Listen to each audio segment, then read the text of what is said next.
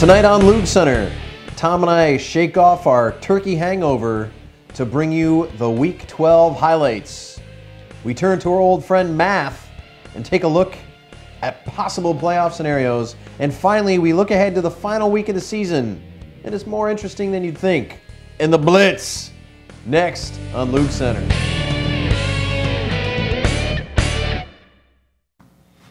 Good evening and welcome to LoOG Center. As always, I am your commissioner, Thomas Offen. And I am defending champion Jeff Ribbons, filling in for Brandon Kitchell, who's downloading Beatles tunes illegally. Oh, good luck with that. As you may have noticed, it's been a couple weeks since we've been on the air, and that tends to happen around the holidays. Even the highest rated shows go on hiatus. Yeah. So we've been enjoying the holidays, enjoying Thanksgiving, and I've been doing quite a bit of golfing, which is why I'm wearing this commemorative golf trophy necklace. Very impressive.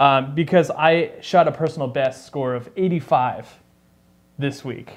Golf. 85. I am the new Ocho Cinco. Yeah, baby. Suck it, yeah. Chad. Yes. New low score, 85. Very 85.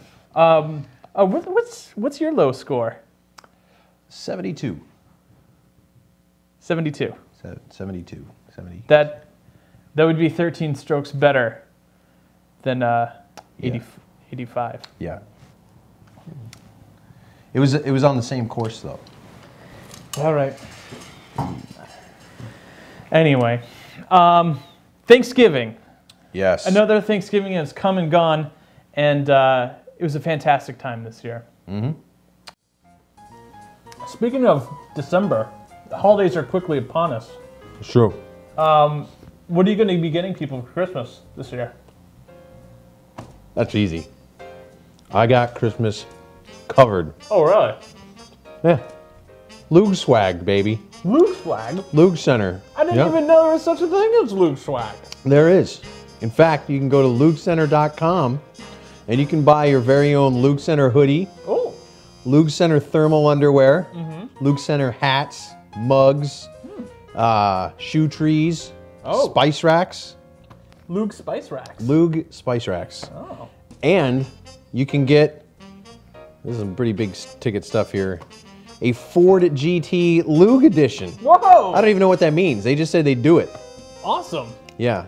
And for the ladies out there, we have LoOG thongs available. So. Ooh. Right on, right on.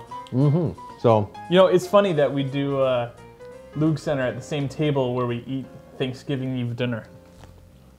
If people only knew. Some good turkey, though. So does that simplify your shopping or what? It does. Well, fantastic. Awesome. And for you people out there, simplify your shopping.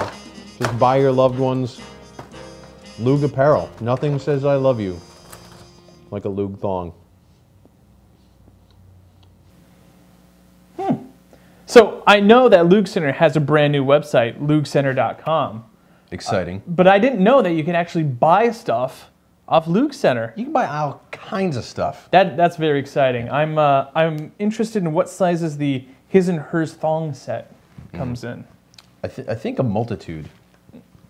Good. A myriad, if you will. Oh, a plethora. A plethora. Very exciting. So act now and get your LoOG swag for your loved ones for Christmas or Hanukkah or Kwanzaa, you know, whichever you want. And now it's time for the Blitz. Up first, Chubby Funster taking on perennial whipping boy, except when it comes to me, Ray Finkel's boys. And the skunking has begun. 109 to 50, more than doubled him up. And I gotta tell you, since scraping Carpy off the trash pile, he's done nothing but deliver for you. You know, if nothing else, your Arian Foster predictions, your Dan Carpenter, solid. Solid. 109.50, Chubby Funster all the way. Ray Finkel's boys, you've been skunked! Up next, the Pink Flesh Hammer taking on the F-Bombers. And, oh, let's go to the tape. Yeah, I think Faith said some pretty derogatory things about my team just a week ago. Let's look at that. Yeah, I'm sorry, Jeff. I'm really sorry. But your team's terrible. Well, that is definitely not ambiguous. No. So, what does the Pink Flesh Hammer do in response? Skunk! Pink Flesh Hammer wins 89-42. F-Bombers left reeling. Oh, look at that. Santiago coming up with 25 points for Pink Flesh Hammer. Up next, Sugar Hill Gang taking on Team Jacob. And this was actually one of the closer games, a non-skunking game. Eli Manning, Wes Welker, and Jamal Charles putting together solid fantasy weeks for Sugar Hill Gang. And the Sanshies can't pull Team Jacob through. 107-90 loss for the Jakester. Up next, Plain Nasty taking on Prestige Worldwide.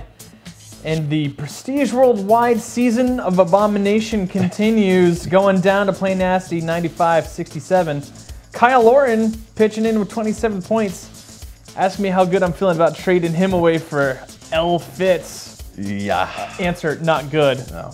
And the Blair White Project continuing to be a productive 9 points at wide receiver. Oi.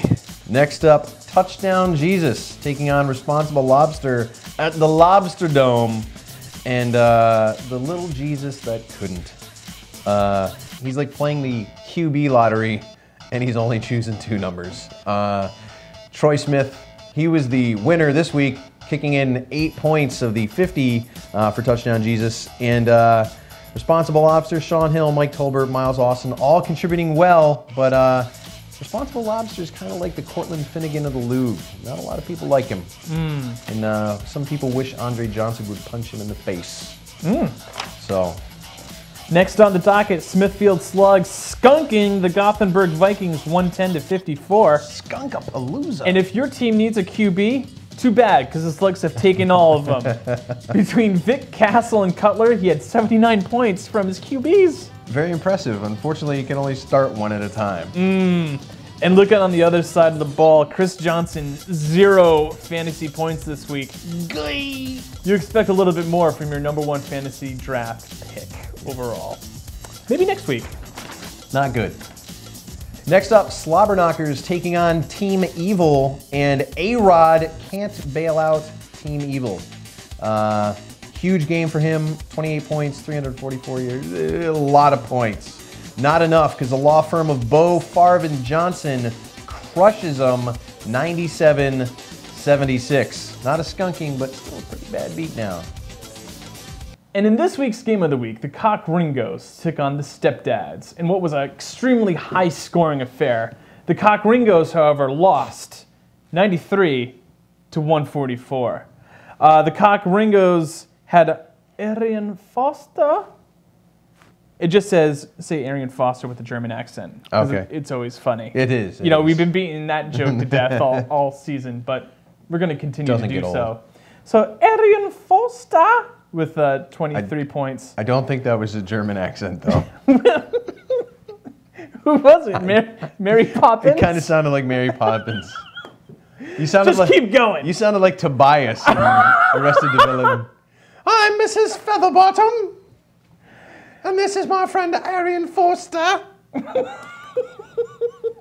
He's a large black man.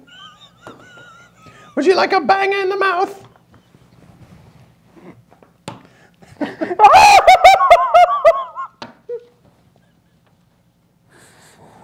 Just keep going. We can use that. Yeah. Tell us a little bit about the Stepdads in that show. The Stepdads. He's Tom Brady. Yes, the real Tom Brady. 341 passing yards, 4 touchdowns, and a smoking hot wife. Good for him.